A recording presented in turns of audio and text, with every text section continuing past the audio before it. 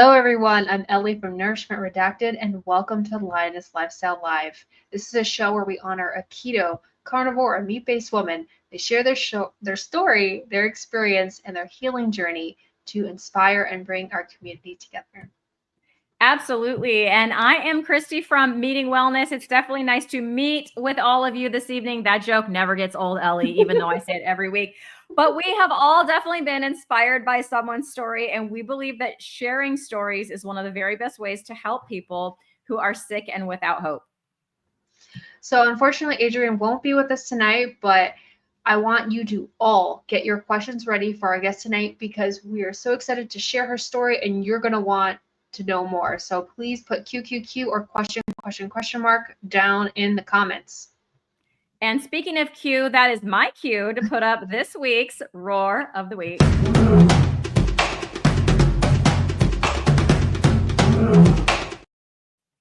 And this week's Roar of the Week comes from Fat Fueled Key saying, thank you so much for talking about falling off the wagon. We did that a couple of weeks ago when we had Caitlin on. And it was great. So then they go on to say it can make you feel like such a failure when you know it will make you feel awful if you eat carbs. But the addiction doesn't just go away. It's comforting to know that you are not alone. And if you keep carnivore as your normal diet, it makes you feel so much healthier. Each time I know that I'm not starting again from the beginning because I've learned so much. So I really appreciate this Roar of the Week from Fat Fueled Key. And if you want to be next week's Roar of the Week, what happens is after the show, just comment down below the episode and we will diligently hunt through your comments and pick someone to shout out on next week's show. Yep. And without further ado, let's welcome our guest, Lisa-Marie Larocque.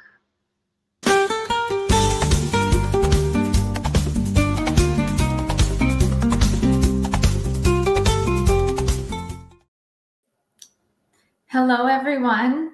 My name is Lisa-Marie Larocque, and I'm here tonight to share my story with you guys. And do I just carry on right now and go ahead?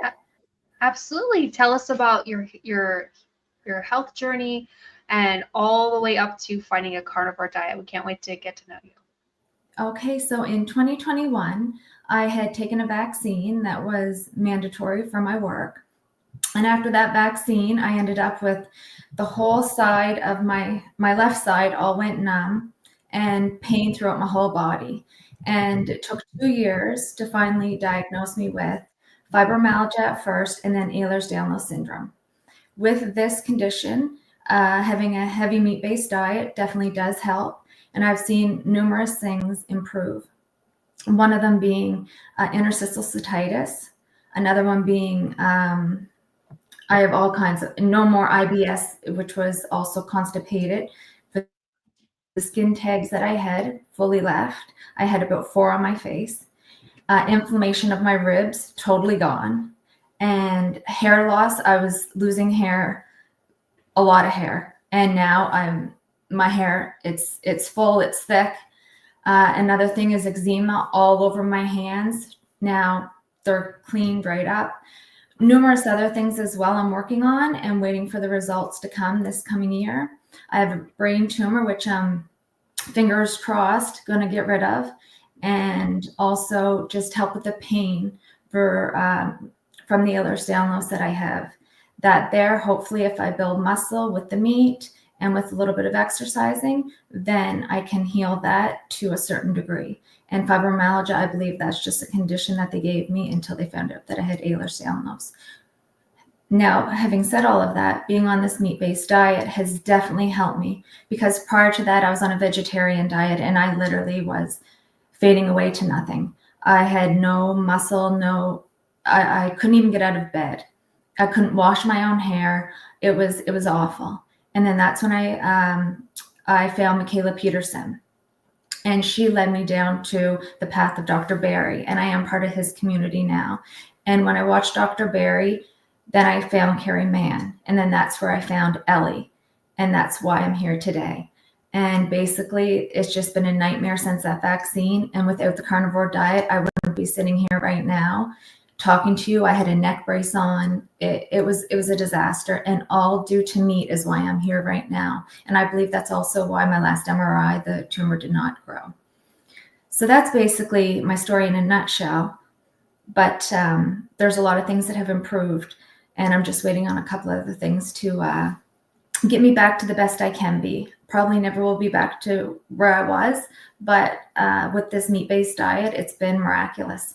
And that's all I can attest to. Also, my husband does it with me, and he lost 40 pounds. He's and also he had histamine intolerance because after the vaccine that he had, the amount of hives, and it was unbelievable.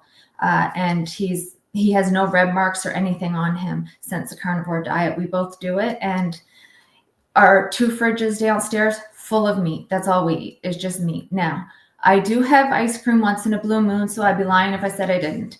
But I try to limit that, and that's the only thing I eat outside of meat. A day for me looks like 4 egg yolks and about 4 pieces of bacon from our farmer. And then for supper, we'll have either a big bowl of beef, a steak, pork steak, ribs, all different types of the cuts of meat, a lot of roast. My husband and I will literally share a roast. It'll be a 5-pound roast, but still, I mean, it's a good amount of meat there. The one thing I have an issue with is getting the fat in. And that's where I struggle a little bit. And I just go to the butter. We just use just butter. And so I try to get the butter in me. But everything I've done so far with regards to the meat-based diet that I'm on has helped so much. And I'm just waiting for more. But there's a lot of damage because years and years of eating the standard American diet, that, and also after that, the vaccine and the vegetarianism, all of that. And then I ended up very weak and sick. But now I'm back on track thanks to the animal-based diet. That's amazing. So let's start with Darth Carnivore's question here. This is from Carly. Carly is unfamiliar with Ehlers-Danlos syndrome. Can you dig a little bit more into that for people that are unfamiliar with that, please? Absolutely. So there's 13 different types of collagen within our body. And depending on what collagen you're lacking, now I don't know the exact names of everything because I was just diagnosed, but basically I have the hypermobile, which means that you can overextend your joints to the point of ligaments, and you can, your ribs, they can sublux, you can have prolapse if you're having a child, or, lots of prolapses happen. It's a very messy thing, but depending on, it can be as severe as you could have a heart attack at any time, even if you're 20, because that type of collagen isn't holding your structure, your organs together. Or it can be as much as just hypermobile, where you're going to have a joint slip out of place or a sublux of some sort. So there's 13 different types. And the one I have is the least aggressive. My dad passed of a massive heart attack at 53. And that would have been the worst type, was type 13. And that it's a vascular type. And that is, I'm just happy I don't have that. But I'm assuming that he did, because he just passed like that. So I wish he would have known about this diet, because I do believe it does help. I mean, even my pain levels, it's come down so much. But it's a tricky diagnosis, to be quite honest, and to know exactly. Not very many doctors are even familiar with it. So but there is 13 different types. Speaking from experience, absolutely. No, thank you. And speaking from my experience, the reason why I know about this is because my little sister has it, and she's only 25 years old, and she's, she'll have her like clavicle like come out of place, and she's always taped up, and it's there's circulation issues, and her feet are always purple, and she also has like POTS with it as well. Do you have POTS? I haven't been diagnosed officially with it, but from what I know, I believe I do, yes. But there's not many doctors here, so it's very difficult to find that out. It's really tough. Go ahead. Do you have a lot of, do you guys have medical care? Do we have medical care? You mean? Here in the Maritimes in Canada, there's literally no doctor. So unless you have a specialist, there's no GP to send test off. So as of right now, I'm just waiting on a couple things. But yes, POTS would be something that I would consider asking them about, because I definitely have all the symptoms that is related to POTS. I think they go hand in hand. Yeah, I'm fortunate being in Southern California that there's no shortage of medical care. And with I'm a teacher, so we do have, insurance. The hard part is finding a doctor that is okay with my high cholesterol and things like that, because I do eat a carnivore diet. I did find a doctor, but it was quite a journey getting from there to here. I was fortunate, though, to find a great doctor that is, inside my insurance system, so I don't have to pay out of pocket and all of that. She's willing to work with me. So yeah. Okay. So Bruce would like some clarification. Just give it a quick yes or no, please. He wants to know, are you talking about the never to be named vaccine, Lisa-Marie? Yes. Okay. So you mentioned quite a few symptoms, after the vaccine, but then you mentioned some other symptoms like skin tags, inflammation of ribs. Did all of this stuff happen after, like, you were generally healthy, you had that vaccine, and then all of this other stuff happened? Or was some of that prior to the vaccine? Some of it was prior to the vaccine, and the eczema, I was getting skin tags. I just didn't know. I didn't think it was an issue, right? I didn't put everything together and think, oh my gosh, it's sugar. Or I was a Weight Watcher coach. So of course we were doing the point system, which was ridiculous, because you could have, 5 points and you can have whatever you want. It wasn't about nutrition. It was more so about just the vanity of losing weight, in my opinion. But yeah, I had a lot of that prior. And then once I had the diagnosis, then it all made sense as to why I had those things before, but it wasn't as hard hitting. Now it's all over body pain. So. Yeah, that's so rough. Could you share with us what your life was like with the pain, with the EDS before eating carnivore? Yeah, absolutely. So the only things I had happen that was related to Ehlers-Danlos would be the IBS, constipation, the eczema, and I just never knew that those were. I just thought it was normal. I have dry hands, but they were really eczema. And for the IBS, I thought that was just normal. Some people have issues, with going to the washroom. So that's basically, I just thought it was normal. And then when everything hit full on, then I knew that wasn't normal. And trying to get a doctor at that time was very difficult. But the diagnosis is there now, and this carnivore diet has been amazing. So you mentioned interstitial cystitis, which just set my little bell ringing, because I totally had that too. And I thought I was alone. I didn't even know really what it was. It started out with like chronic UTIs. And then my doctor totally was like gaslighting me, saying, well, you never had UTIs. It was just the IC all along. And I was like, but I did, though, because they tested my urine anyways. It was multiple years for me of suffering. No one ever told me that it was inflammation related.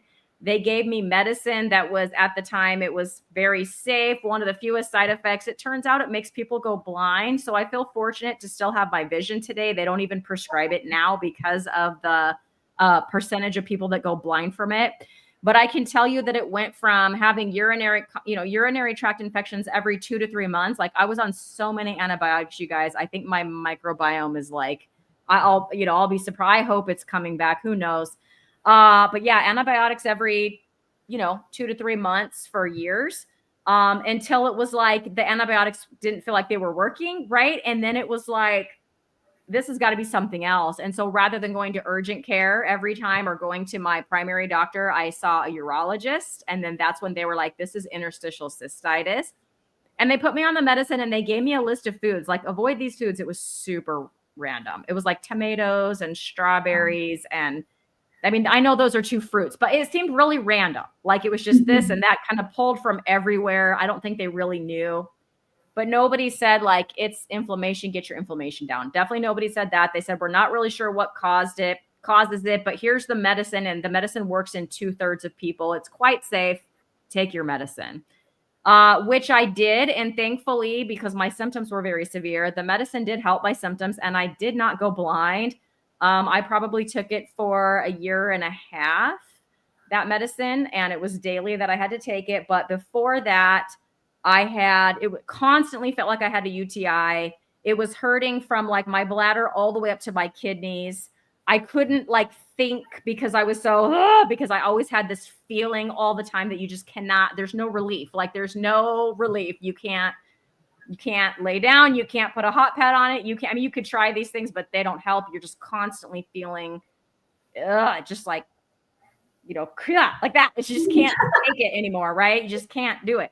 It was miserable. And I will say that even after the medicine, I stopped the medicine because the symptoms were much reduced. And I've never liked doctors and never liked to be on medicine, even before I know what I know now after being carnivore and digging into this stuff. And so I would still get flare-ups, occasional flare-ups around the time of my cycle. But it wasn't like every day anymore. So I just didn't take the medicine. But since going carnivore, I've had 0 flare-ups, 0 symptoms. So that's that's my IC story in a nutshell. Would you share with us how that went for you? Was it similar to me, or how did you experience that interstitial cystitis? It's funny you asked, Cristie, because we were on a posting, and because I'm back where I'm from now, we were on a posting, and that's actually when I got sick after the vaccine there. And I kept thinking I had a UTI, but it was in COVID time, so we were not going to the doctor. So it was over the phone, and he kept prescribing antibiotics and it wasn't leaving.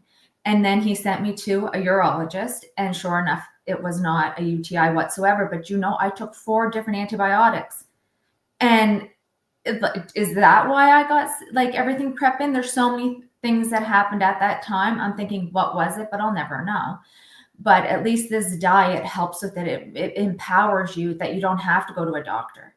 And I just love that, because there's no doctors anyways. So when you do, when you have your own answers, just eat meat.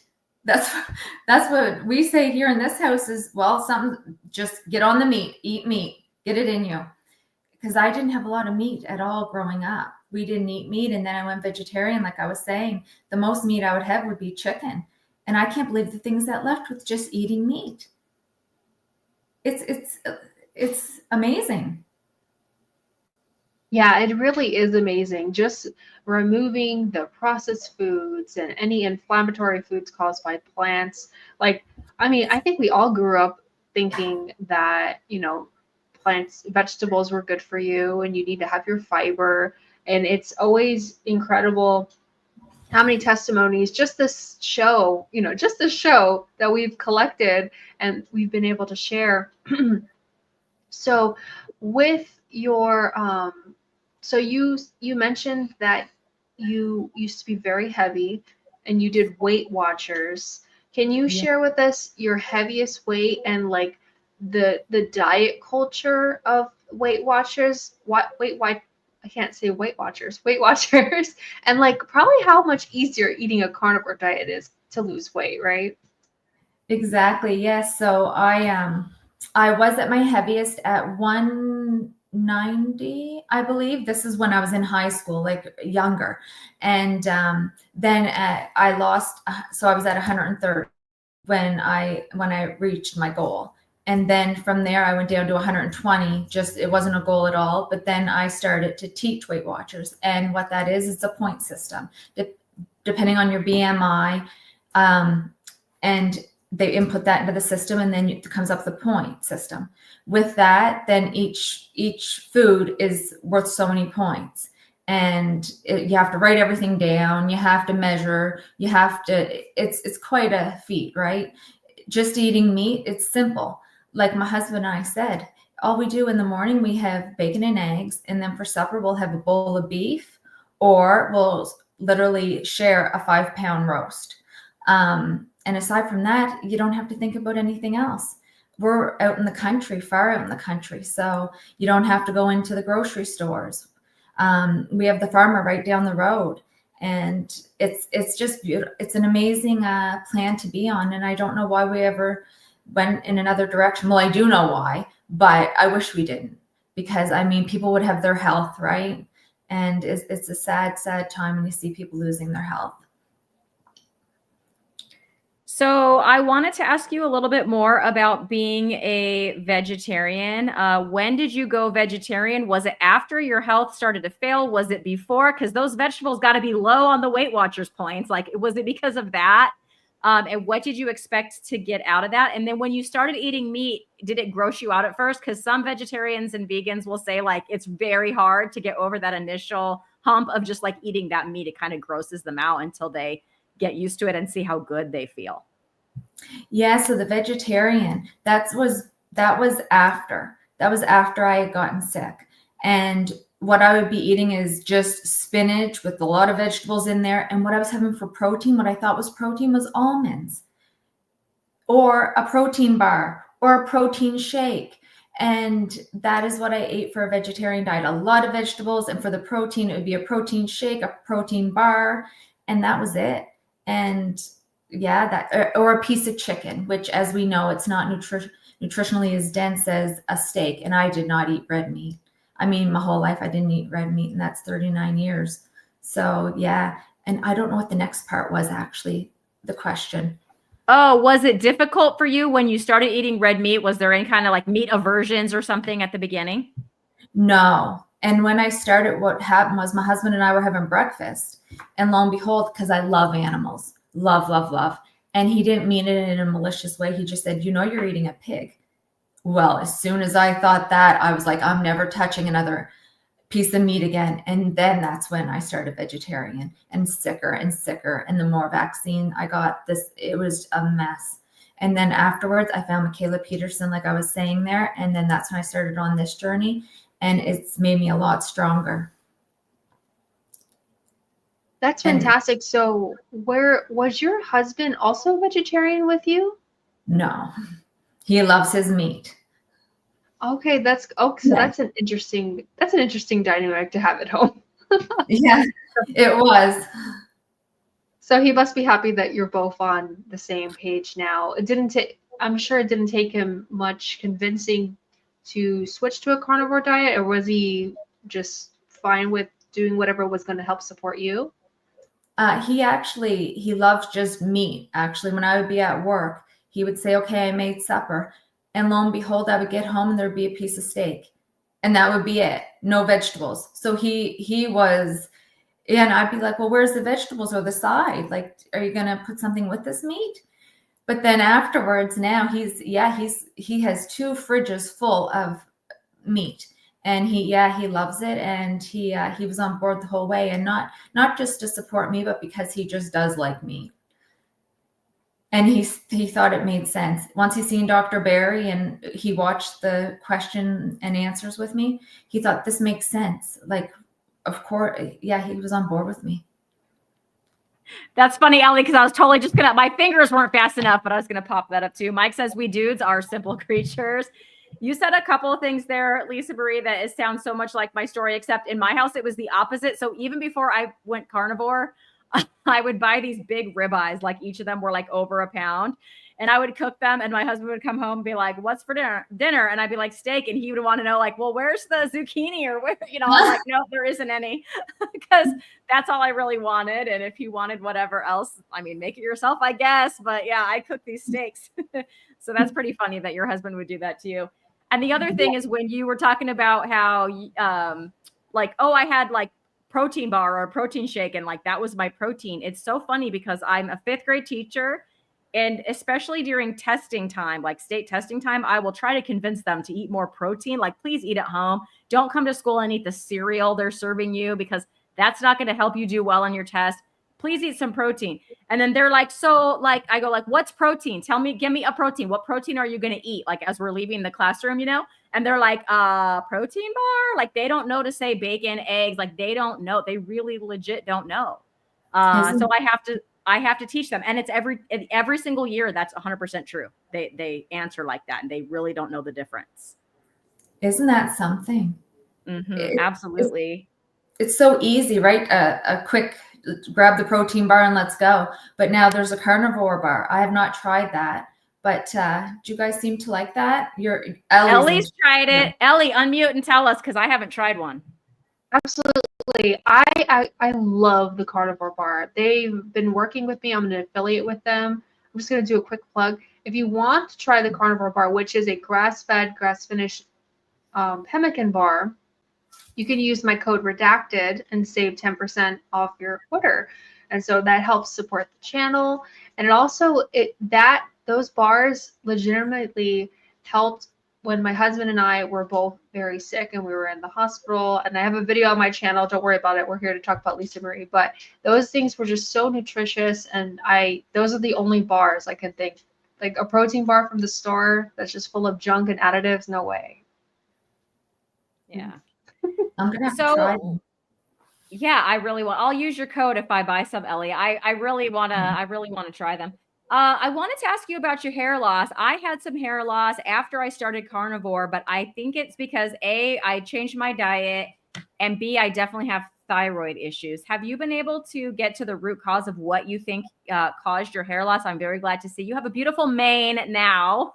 Your mane of hair is beautiful, to stay on the show theme, but do you know what the root cause was, and how you were able to improve that? Well, Cristie, actually on my thyroid right now, I have a nodule, and I don't know if that could be it, or was it when I went vegetarian is when I started to lose my hair. It was just coming out in clumps. It was crazy. And so it could have been that, or it could be stress, they said. But I think it was the diet is what I think, because now, I mean, my hair, it's not falling out. Women as a whole, our hair does fall out, right? I mean, no matter healthy or not, but this vegetarian diet that I was on, my goodness, the hair was just coming out in clumps, like all over the place. And now, I have no issues whatsoever with that. It's kind of scary, right? When your hair is just coming out. My hair just wouldn't stop. I probably lost about a third of my hair. I mean, it finally stopped, and now I do have these little baby hairs all over. So thankfully it is coming back. So I'm glad yours is too.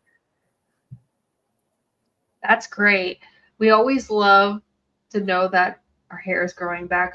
I felt like before carnivore, I was just shedding all the time. Like, I like to make the joke that I was like a husky, and you just like walk around my house and be like, oh, there's a clump of hair from Ellie. And now I'm more like a poodle. Like, I still shed a little bit, but it's definitely not as bad. You did, Mia's here. Hi, Mia. She was wondering about your symptoms, how they improved. I know you touched on it earlier, but we love to answer our questions when they come in. Do you mind helping us out with that? Oh, not at all. So curious. Yes, everything has improved. It impacts everywhere. So it is the interstitial cystitis. All of my before, I couldn't do a push-up to save my life, and now I am able to do push-ups. Obviously, not too many, but yes, everything has improved. And the symptoms that have improved for me is the IBS and the hair loss, the interstitial cystitis, the eczema, and my joints are no longer sore. I was wearing a neck brace at one point. I don't need that any longer. Let me think what else there is that has improved. There's a lot that's improved. I was on a medication called gabapentin, and that's a very heavy drug. It put me way out in the woods, like my mind wasn't even here. And now that I'm on the carnivore, I've come off that drug, and my shoulders are not aching like maybe 1/10 of what they were aching before. So everything has improved, but I'm just waiting for that tumor to disappear, hopefully. So speaking of the tumor, that was going to be my next question, because you mentioned brain tumor, and then it was just like this quick. I'm like, wait, what? A brain tumor? Like, can you tell us a little bit more about this? How did they discover it? What type of tumor is it, if they know? And what's going on with that? Yes. So what happened was that when I got sick after the vaccine that I had, my husband got a posting back home, and now we're home for good. And what had happened was one night, I had already had all this body pain from the vaccine that I had. And one night my head was throbbing like crazy. And I mean, it felt like there was a knife going in the side of my head. And I got Luke, my husband, to call the ambulance. And when he did, they did an MRI, and the MRI, it showed that there was a brain tumor, but they didn't say. They sent me home. The radiologist didn't read it correctly. So then once I got home, I kept having these excruciating pains in my head. So what I did, I had to pay out of pocket $1,500 to get an MRI within the next week. So then went and got the MRI from an outsourced clinic, and lo and behold, there was a tactile plate tumor. And that there's on the brainstem, and they will have to put a shunt in at some point if it grows. But I'm hoping with this diet that I can get rid of it, or at least minimize it to some degree, so that I don't have to have an operation or radiation. So that's how that came about. So they missed it at the hospital. So then I just didn't take their word for it, paid for another MRI, and there was a tumor. So that was quite the call. It was 3 days before Christmas. And the doctor, so ignorant. Oh my goodness. He called. He's not even a neurologist. He was a rheumatologist because of the Ehlers-Danlos and the fibromyalgia. And lo and behold, he said, we found a tumor. He said, Dr. Robichaud will be calling you. And then click. So impersonal, like, honest to goodness, it was awful. That's why I'm so happy to be detached now from doctors and know that I have the power to take care of my own body, because it's definitely scary to have to rely on the healthcare system. Yeah, that's something that I think all of us kind of worry about. We think about how our lives can change so quickly when you have, thanks guys for commenting. You have the news like that. I can't even imagine just a couple of days before Christmas even. It's just like that's such a scary experience. So I appreciate that you've come on and you're willing to share that with us and be vulnerable with us, because, life is so precious. And that's kind of what we like to do on this show, and have people like you to come on so that everyone can share their story. And like we said at the beginning, to give hope. And so I would love to know about how you see your life going into the future with this diet change. Has it given you hope? Oh my goodness, yes. If I didn't have this new way of eating, I wouldn't have hope, because there's no doctors here. In Canada on the east side, I mean, all of Canada right now, really, I think we're hurting as a whole. I'm unsure if you guys are in the States, but here we are. And where I live, it's way off. I mean, it's in the woods, and we don't have that many doctors here in the Maritime. So to rely on this diet, it definitely is helpful, because I've seen so many things improve. And I know that my next MRI, my tumor will not have grown. However, I hope it shrunk just a little bit. But what's interesting, you guys, is that I told my neurologist, I said, you know what? I said, my next MRI, that tumor is going to be gone, because I'm not going to touch any. And he said, enjoy your food. Enjoy your food. And I'm thinking, oh my goodness, it just proves everything I've been watching with everyone on here. He said, no, enjoy your food. And I'm thinking, no, like, why don't they know this? So have there been any carnivore videos, like experts? You mentioned that Dr. Barry and then Carrie from Homestead How and things like that. Have there been any others that you have helped you speaking about your specific things, like maybe the tumor, or you said you had some numbness? Fibromyalgia is a big one I want to dig into a little bit more with you, but your symptoms, has there been anything you can point to that's been extra, beneficial or helpful to you in that regard? With all the symptoms that I've had? Can you say it again?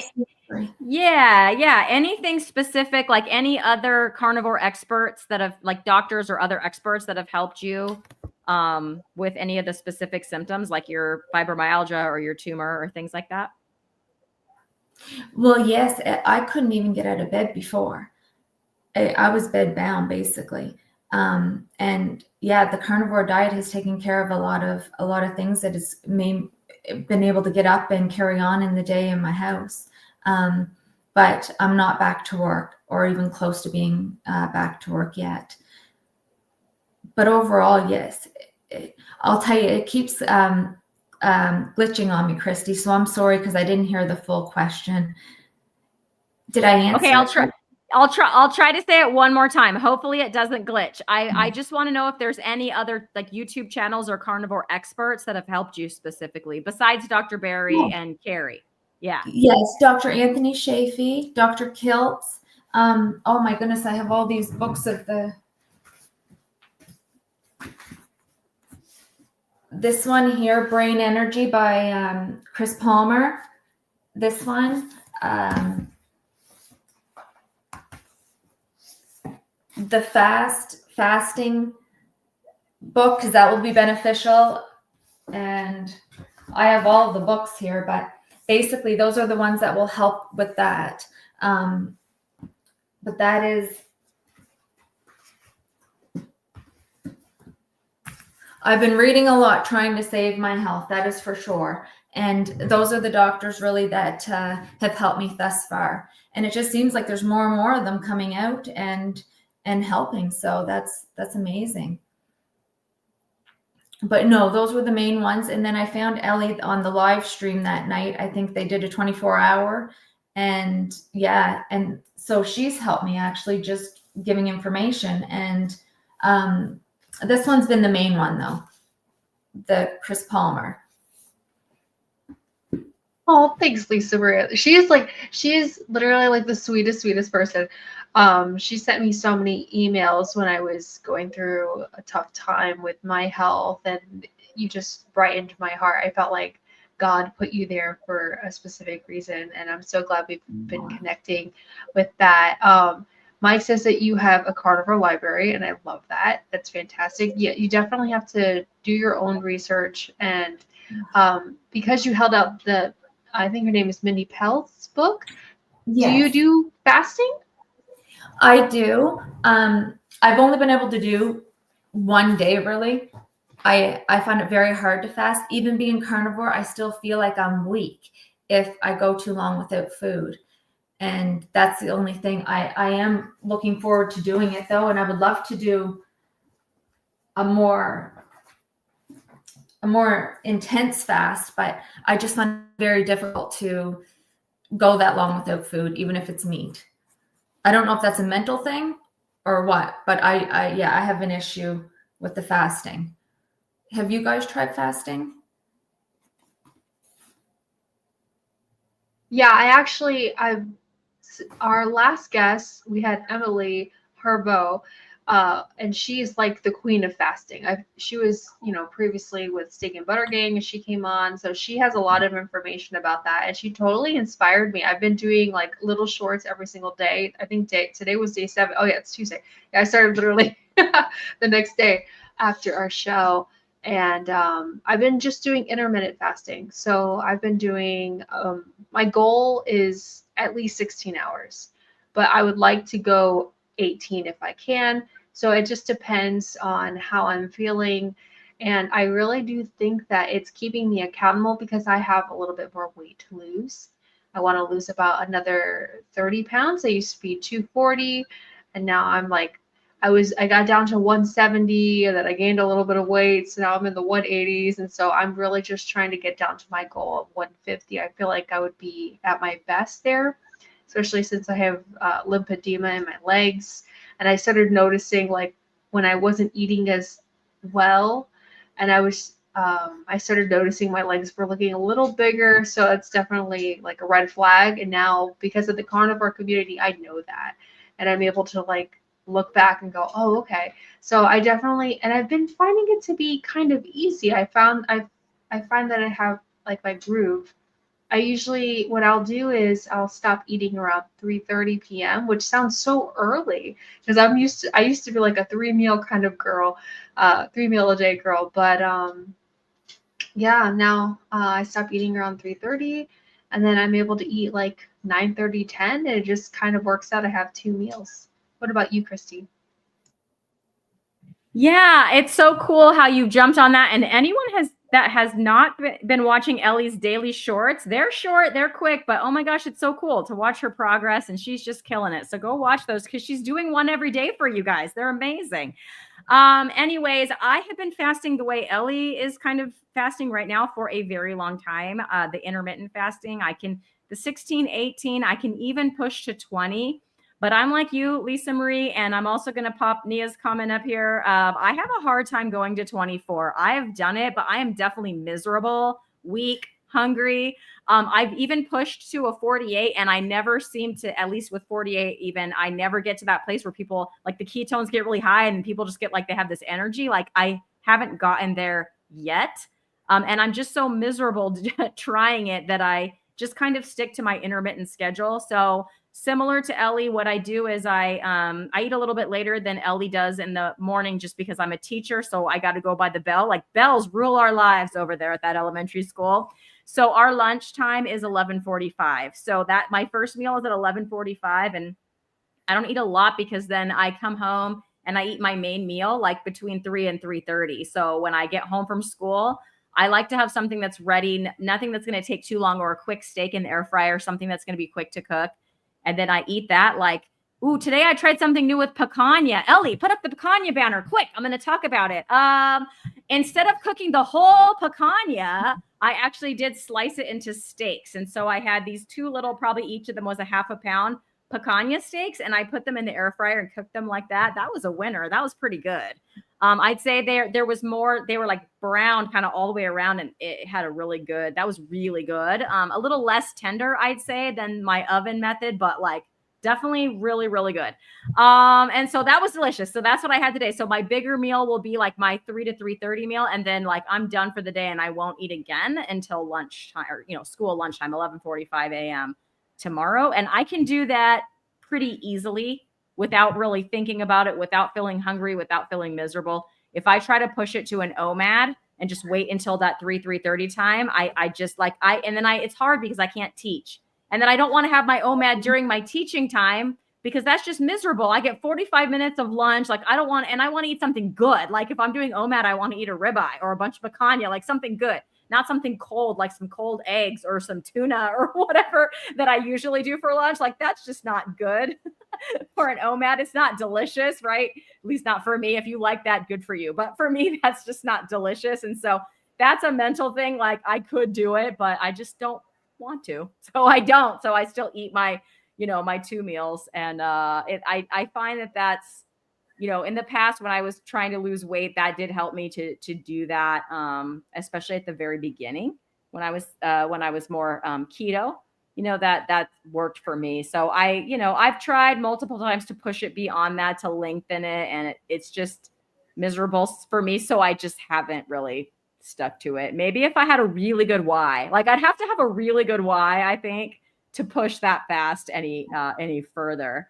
So Lisa-Marie, I'm kind of jealous because your farmer is right down the road. Yes, you do live in the boonies and you don't have any doctors, but you have a farmer yes, right down the road.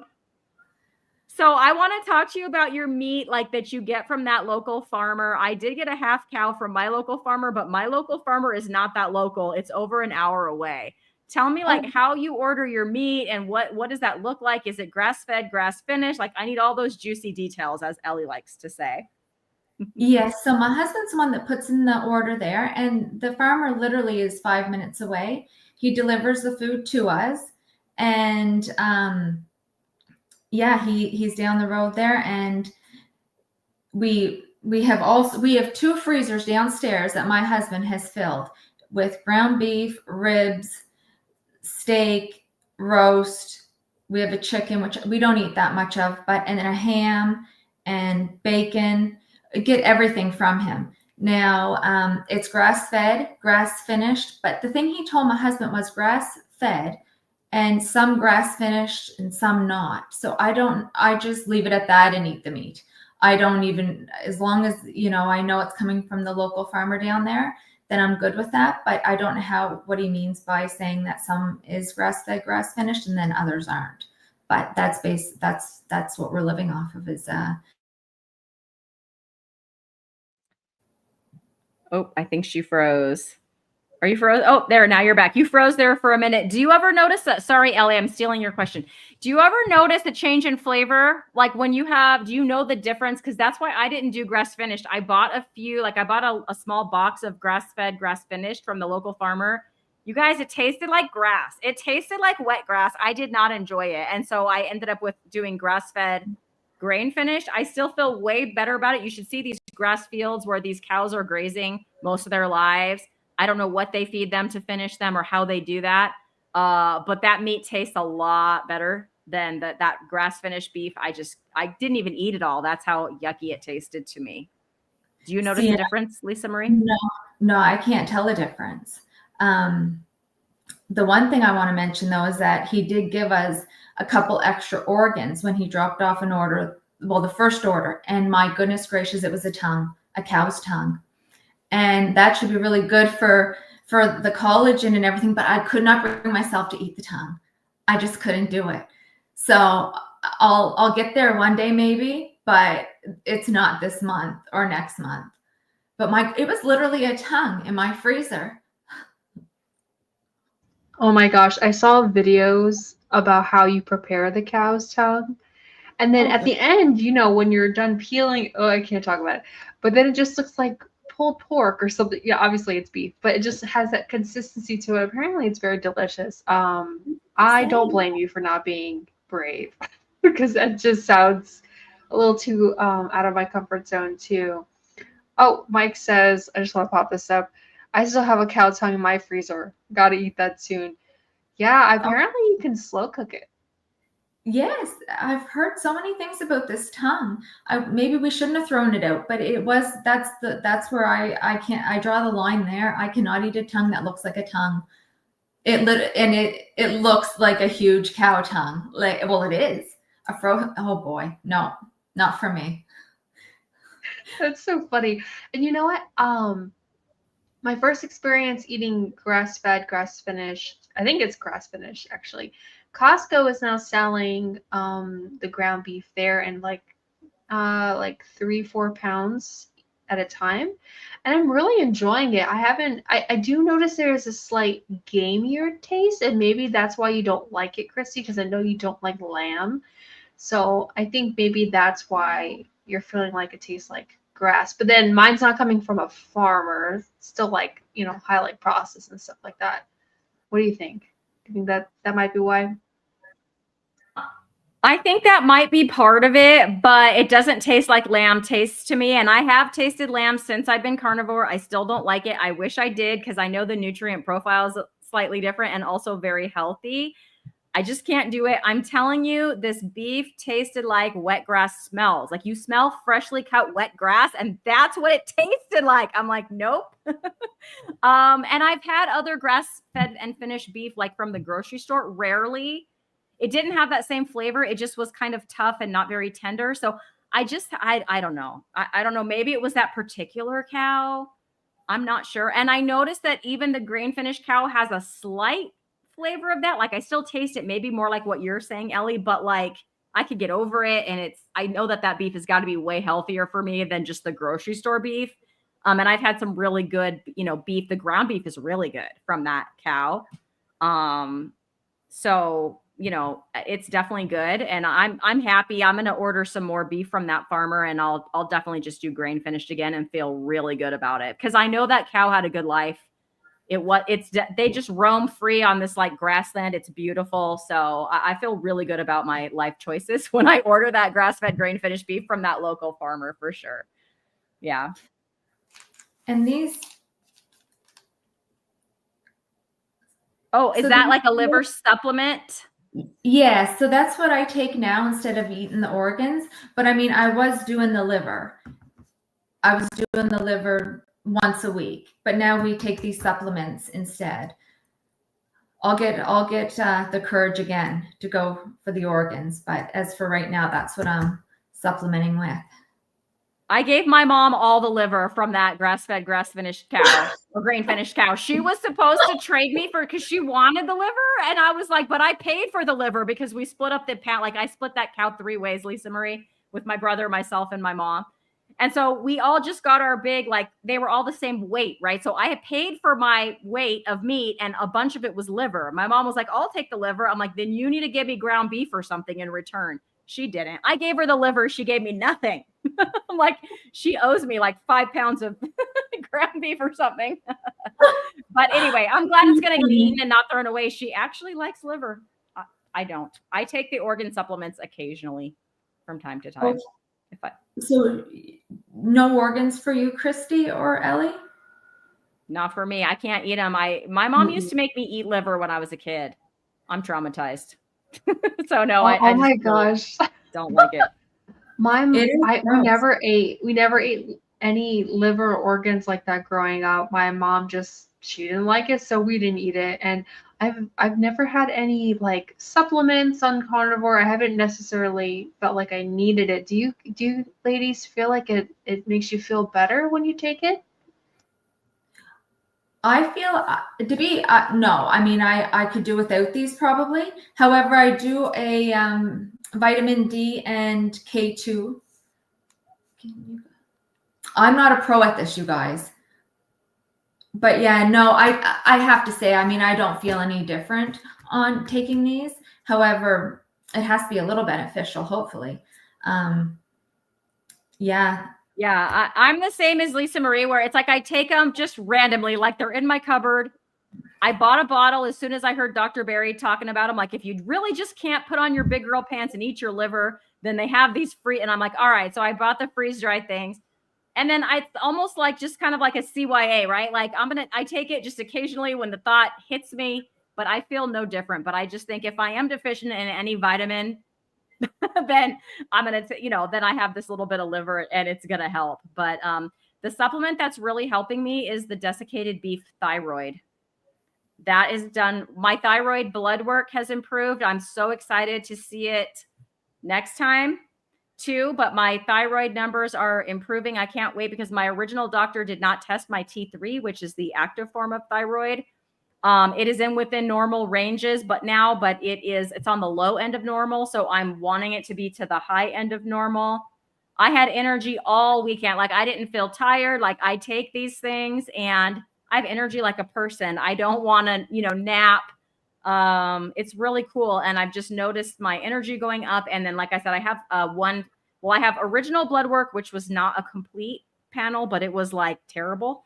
And then I have the one that my new doctor did. And, when the numbers that were compared, that I had 2 numbers for, they definitely got better. I'm excited for in a couple months to get a third one. I'd be willing to bet that my T3 is just on the up from where it was a few months ago, because my energy levels are definitely improving. It's so crazy to just like, wait, it's like 2 p.m. and I don't want to just go to sleep. Pretty cool. So those beef thyroid supplements are definitely helping me. Well, that's great. That's good. There you go, everyone. If you have issues with your thyroid, take that. It'll probably help. This is not medical advice, and we are not doctors, but that's what I did. And you're, and you are, if you feel so inclined, perhaps give it a try. We're just a couple of girlfriends chatting about what we ate this week. That's all. Yeah, go ahead. So Jazzy Jude, I started with it was just the brand I knew about, which I think is Ancestral Supplements. And they have a beef thyroid that's actually mostly liver, but like a little bit of thyroid. And I didn't know, like, I didn't have a recommendation, kind of like you. I just didn't know. But a lady from my work, she's the school secretary, or she's the principal's secretary. She was telling me all about her thyroid and this thyroid that she takes. I was like, oh, well, what is it? So she brought the bottle to let me see it. So it's raw desiccated beef thyroid by Forefront, F-O-R-E, Front Health. And so they have a couple different strengths. And so I started with the lower dose one, and I just bought a bottle of the next level up just to try it to see what happens. And what you're supposed to do is start with like 1 in the morning and 1 in the afternoon. And then you can like up it, like make it 3 a day or like more consistently, because what happens is you get that boost and then it kind of wears off. So you got to like kind of see how you feel and then kind of adjust it to that. But just know if you start with like 1 a day, you're definitely getting that peak. And then by the end of the day, it's all gone. And then you don't want to take it after 5 p.m. because you'll stay awake. So you want to stop by 5 p.m. So for Front Health, it's the thyroid supplement that I'm currently using. And I got, like I said, it was just like a lady at work. She's like, this is what I take and it's helping me. So I was like, I'll give it a go. And it definitely has a lot more thyroid in it than the other one that I was taking. So. Well, that's great to know. You know, Cristie, I think it's time for a meaty wheel. Meaty wheel. We have not done the meaty wheel in, I don't know, forever. I'm so excited. I have it ready for you guys. So we have this meaty wheel that we like to spin around here. And what's going to happen, Lisa-Marie, is I'm going to spin our wheel and we're going to hunt down a meaty question for you to answer for us. Here we go.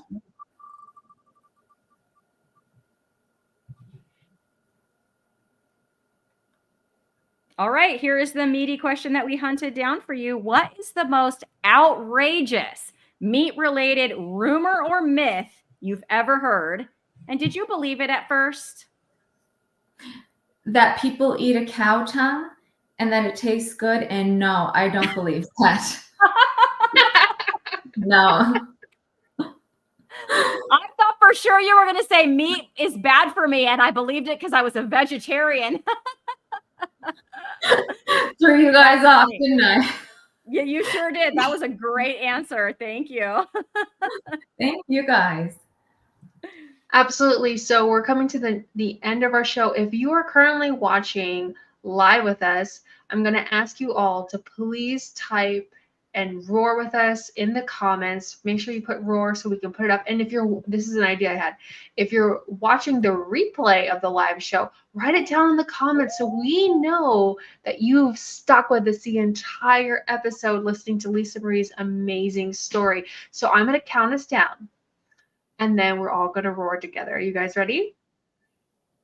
Okay. 3, 2, 1. Roar!